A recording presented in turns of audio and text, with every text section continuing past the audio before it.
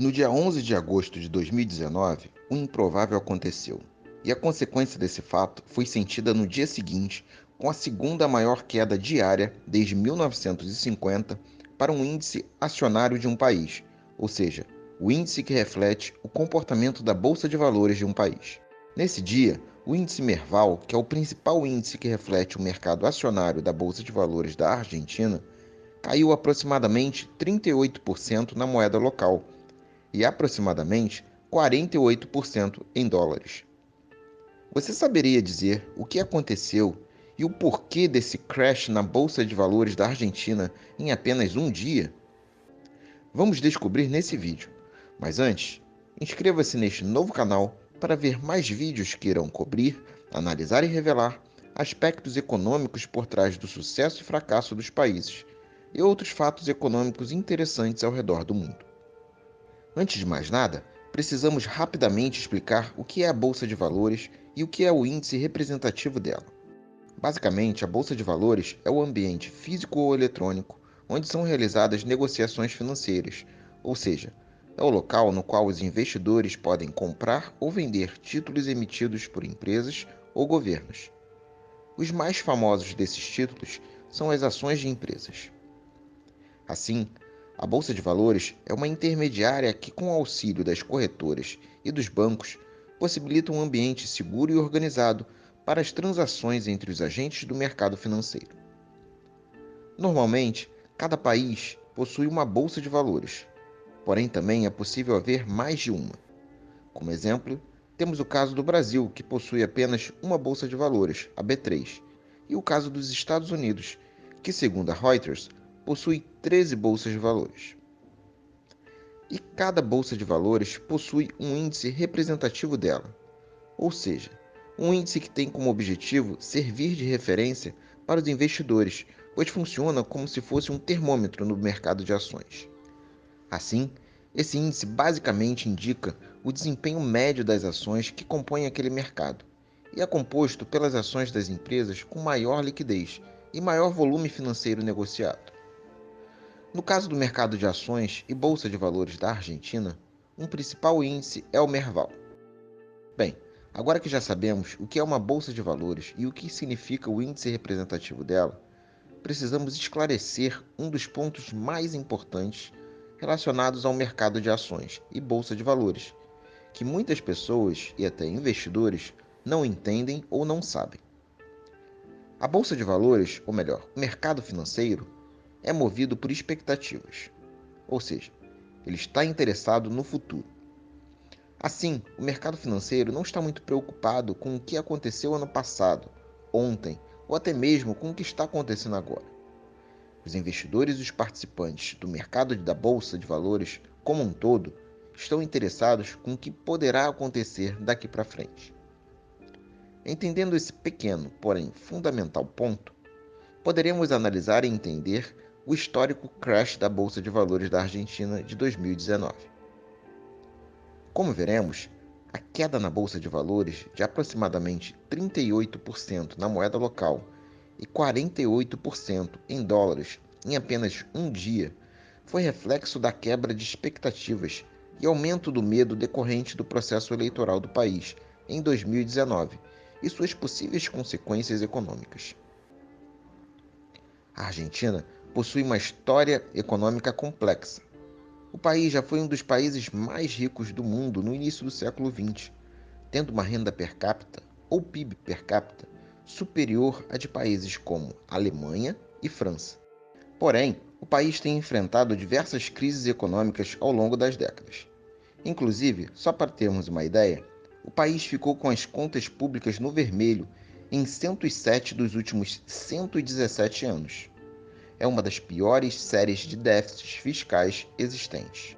Para entendermos o evento de 2019, precisamos entender também um pouco do histórico político da Argentina. Entre 2003 e 2015, o país foi governado pela esquerda durante os mandatos dos Kirchner, iniciado com Néstor Kirchner em 2003 e sucedido por sua esposa, Cristina Fernández Kirchner, a partir de 2007 até 2015, em função do falecimento de Néstor Kirchner em 2007. Em 2015, após 12 anos afastada do poder, a direita assumiu a presidência com Maurício Macri, ao vencer as eleições em meio a mais uma das muitas crises econômicas na história da Argentina. O novo presidente possuía uma política econômica pró-mercado e propunha diversas reformas econômicas no país para mudar a economia e sair da crise que o país enfrentava. Durante seu mandato, várias reformas econômicas foram implementadas, porém sem o sucesso desejado e prometido durante a campanha eleitoral de 2015. Assim, o governo e a economia chegaram enfraquecidos até 2019, quando o país começou os preparativos para uma nova eleição. Maurício Macri, até então o presidente em exercício no primeiro mandato, se candidatou para a reeleição. Seu principal oponente foi a chapa da esquerda, Fernández Fernandes, formada pelo candidato à presidência Alberto Fernandes e sua vice-presidente, a ex-presidente Cristina Fernández de Kirchner, que formaram a oposição de centro-esquerda na coligação Frente de Todos. Aprofundando o tema eleições, a legislação e o processo eleitoral argentino são um pouco diferentes do normalmente conhecido. O sistema eleitoral argentino, na teoria, se compõe de 3 turnos, pois antes do primeiro e segundo turno acontece a passo, ou eleições primárias abertas, simultâneas e obrigatórias. A passo é uma espécie de prévia das eleições, pois é obrigatória para todos os argentinos entre 18 e 70 anos, que estão registrados no sistema eleitoral. Ela tem basicamente 2 objetivos. O primeiro é reduzir o número de candidatos e partidos habilitados a participarem das eleições oficiais, pois somente os candidatos que obtiverem 1,5% dos votos em nível nacional podem passar às eleições gerais, condição que deixa candidatos improváveis fora da corrida. O segundo é definir o processo de construção de coalizões entre os partidos e políticos, que acontece antes da PASSO e que seguirá até as eleições oficiais. O processo eleitoral argentino também estabelece que as eleições podem ser definidas de 3 formas. A primeira forma é se no primeiro turno a chapa mais votada obtiver 40% dos votos úteis e, além disso, obtiver 10 pontos percentuais a mais que a segunda colocada. A segunda forma é, ainda no primeiro turno, se a chapa mais votada obtiver mais de 45% dos votos úteis. E a terceira e última forma é quando nenhuma das 2 regras anteriores é alcançada, e então a eleição é decidida no segundo turno, entre os 2 candidatos mais votados, sendo eleito aquele com maior quantidade de votos. Em 2019, as sondagens e pesquisas eleitorais mostravam uma forte polarização no eleitorado argentino, com as 2 principais chapas e candidatos sendo Macri pela direita e Alberto Fernandes e sua vice-presidente, Cristina Kirchner, pela esquerda. E o consenso e os números mostravam uma disputa acirrada, com a chapa da esquerda com uma leve vantagem sobre o presidente em exercício, Macri.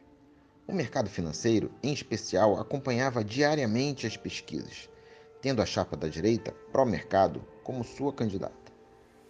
Esse clima continuou até a realização da PASSO, em 11 de agosto de 2019, quando haveria uma ideia mais concreta da posição do eleitorado argentino, uma vez que, conforme explicado, a PASSO funciona como uma espécie de prévia eleitoral, que aconteceria em outubro de 2019. E na noite de 11 de agosto de 2019, quando após o dia inteiro de realização da PASSO, o resultado provisório da PASSO foi divulgado, a quebra das expectativas e consenso foi algo nunca visto anteriormente na Argentina. A chapa da esquerda, liderada por Alberto Fernandes, havia alcançado 47% dos votos, abrindo uma ampla vantagem em relação ao presidente Macri, com 32%, e o que, conforme o processo eleitoral argentino, permitiria que Alberto Fernandes fosse eleito ainda no primeiro turno nas eleições definitivas de 27 de outubro. Isso pegou todos de surpresa, principalmente o consenso do mercado financeiro, que não trabalhava com esse cenário. O resultado foi uma mudança drástica nas expectativas e sentimento no país, com medo de um calote do novo governo ou a implementação de políticas populistas pelo partido de esquerda. E no dia seguinte, viu-se uma das maiores quedas já documentadas em uma bolsa de valores no mundo.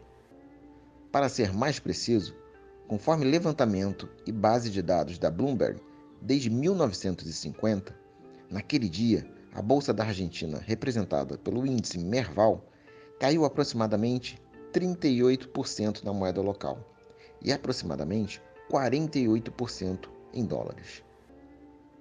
Essa queda virou a segunda maior queda diária para um índice acionário de um país, perdendo apenas para a queda de 61,7% na bolsa do Sri Lanka no ano de 1989, quando o país estava em uma guerra civil.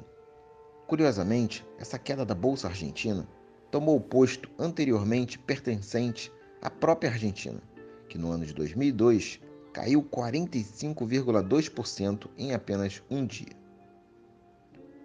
Podemos perceber então que o catalisador ou o motivo central que disparou todo o pânico e queda nesse acontecimento de 2019 na Argentina foi um evento relacionado às eleições do país. Mais especificamente, um cenário ou resultado não previsto, ou pelo menos altamente improvável no entendimento e consenso do mercado financeiro, o que gerou uma quebra de expectativa sobre o futuro da economia e do país.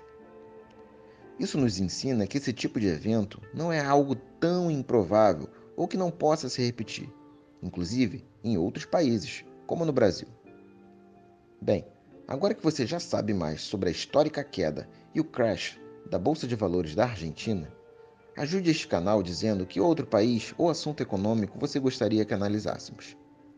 Deixe sua resposta nos comentários abaixo e não se esqueça de curtir e se inscrever em nosso novo canal para novos vídeos, onde iremos cobrir, analisar e revelar os aspectos econômicos por trás do sucesso e do fracasso dos países, e outros fatos econômicos interessantes ao redor do mundo.